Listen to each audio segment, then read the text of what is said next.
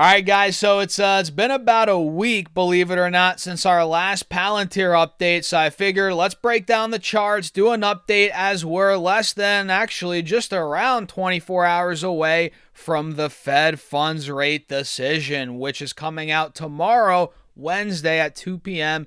East Coast time. So let's break down the charts, guys, go over what I'm doing, talk about some other stocks. But first, hit that like button, feel free to subscribe, and check out my Patreon if you guys want to keep up with what I'm doing in my portfolio. I get asked all the time, Stas, how do you run your portfolio? What stocks are you buying? It's all on Patreon, guys. All the updates are there, linked down below. And with that being said, cheers, take a sip of your coffee, and let's dive into it. So currently, every index in the U.S. market is down, not by a lot, a mile long shot, but it is down a little bit. The Dow's down 0.25%, S&P 0.1%, QQQ 0.05% in the red, so pretty much nothing, as the Russell's down 0.4%, right? And the VIX is currently up over 2.5%, which, on a side note, I've warned you guys about the VIX being super low, especially when I got down to 14. You guys can see on the 3-year chart on the VIX, the lower end of the range has been around 10, 12, 14. So whenever it tips its toes into the 14s, I get a little nervous on the VIX, and here we are just over 16 on the VIX. So we have seen a bit of an increase in volatility the last couple of days. VIX is up about 11% over the last 2-3 trading days. And again, every index is currently down, and Palantir is down about 0.5% as I'm making this video. But we're looking interesting here. We're trading just a hair over $170 a share on the 5-day, 5-minute. We have, you could argue, an ascending triangle on Palantir. You guys see resistance at $172, and we're making higher lows into that resistance. You guys see it right here. So if this takes out 172, in other words, in the very short term, this could be breaking out even further. So I just set my alert at $172 per share. So I like the way this is setting up in the short term. And as we pull up, let's say the 30-minute chart, you guys see it even more. We've had a big run on the stock. It hit $148 for Pete's sake less than 2 weeks ago, guys. And now we're trading at 170. So it's slowed down a little bit over the last 2-3 days of trading is what we're noticing. But we're consolidating above the 180 SMA on the 30-minute chart. And again, we have this ascending triangle forming, which is bullish. And on the 1-hour chart, let's pull this up. You guys can see it's still looking really good, isn't it? We have a golden cross. We're above both moving averages. Again, the ascending triangle we called out. You guys see it on the 1-hour chart as well. And on the 4-hour chart, that head and shoulders that once was a problem, it was a thorn in our side, guys. Well, that is no longer. You can see here the head and shoulders. We had a neckline at about $163, $162 a share, and clearly we broke out of that neckline, which essentially throws the head and shoulders out the window. Now we're breaking out on the 4-hour chart. So by the looks of it, guys, I know it might sound crazy to some of the bears out there. It kind of looks like Palantir wants to go back to all-time highs. Now we're $20 away from all-time highs. It's going to take a little bit for it to get there, but that's the the trajectory we're heading at right now.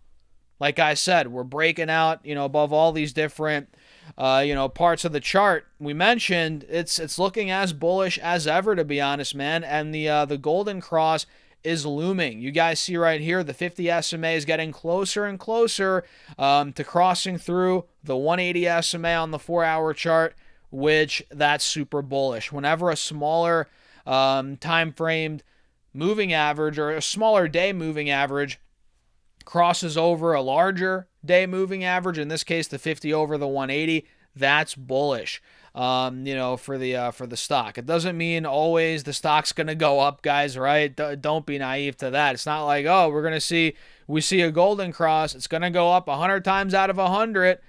Doesn't work that way, but it is a promising sign that it's looming here for PLTR. So what do you guys think? For me, overall, I'm holding, as for what I'm doing with my position, I'm holding on tight. I'm not buying, I'm not selling, simply holding. What are you guys doing? I'm curious. Let me know, as always, in the comments down below, and make sure to hit the like button. Hit the like button on this video. Make sure to subscribe. I think 50% of you guys watch the content, but you're not subscribed. Hit that subscribe button, and let's continue on here with some other stocks that I'm looking at. Let's pop XLE up, which is actually not a stock. It's an ETF. It's an energy ETF that looks interesting on the 4-hour chart, in my opinion. You guys see we are making these subtle higher lows, but we also have a lot of resistance at about $90 a share. So we have this ascending triangle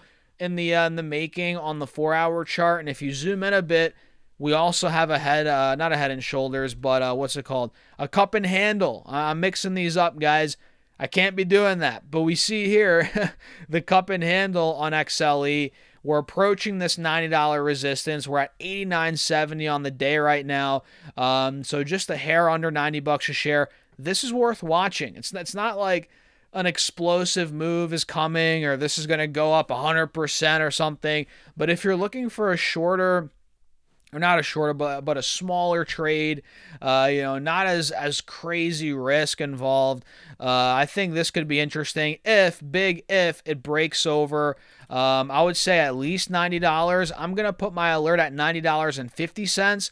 So if we take that out, I think a mid-90s move is coming. It's in the books if we break out of this point, but it's a patience game. We got to wait because we're not breaking out yet. But XLE is one that I'm watching for sure in the short term.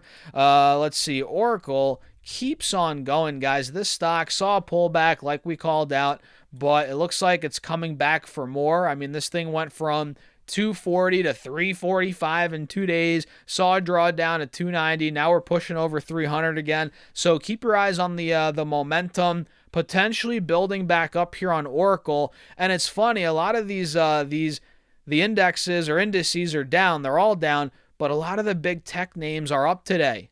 We looked at Oracle, Amazon's up on the day, which Amazon, guys, I'm telling you, don't be like Stas. Why didn't you call out Amazon? I think Amazon's getting ready for a big breakout. This stock has not hit all-time highs since February, which is it's fine. I mean, a stock doesn't have to hit all-time highs, every day. But the overall market's been ripping, and Amazon's kind of been lagging a little bit, at least these past couple of months, or since February, really.